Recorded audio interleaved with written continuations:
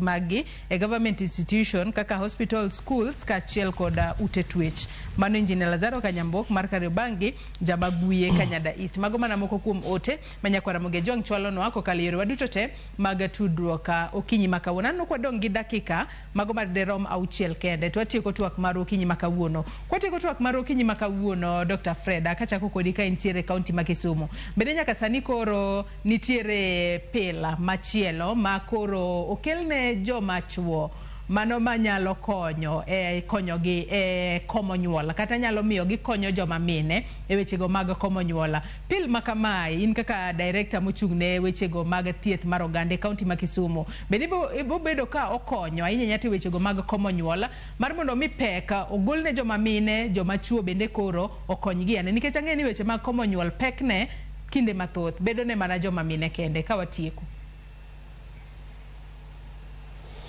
Erokamano ahinya, aparo ni mae dhi konyo ahinya e weche mag komo nyuol nikech nyo chien kanyo nyo watarget joma mine to joma chuo ema pinyodo margi oting'o kodhi mang'eny.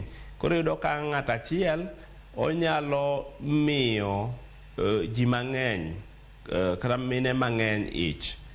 Tiyudo ka ng'ama mama ting'e ni en tong bedo mana dichiel e dwe to ng'ama dichuo to pinyodo ne nigi millions mag kodhi ma nyalo chiwo ich.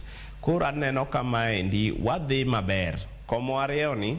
Koro kapo ni wanyalo dhi moami oganda joma chuo pelni to dhi geng' ahinya shida ma wanyalo bedogo mar ni iye ma ok opangi. Koro arwake kendo akwayo jowa machuo ni gini gima ber odhi konyowa e pango nyuol kod gerruok. Wach ni mogik katieko kodi ka intiere studio mar kaunti ma Kisumu kono Dr. Fred. Kotudore kod wach sekta mar thieth in general e pacho kae kachiel kod weche mopogore opogore mwalose. Erokamano ahinya, paro ni katwak gi oganda jokanyanam anyalo hero mar wacho ni warit weche mag ler. Ineno ka tuoche biro mapoya mag weche mag ler. Chien kacha nyowan gi kolera, covid ni nitie kacha cha, sani koro nitie gimno ni mpox. Mpox ni machiegni kodwa kanye neno Trans Nzoia nyo ni kod kesni. To en gima ruodho del kabisa. Koro ng'ata madibe ni dende ruodho kamoro mentie odhi e osiptal machiegni kode.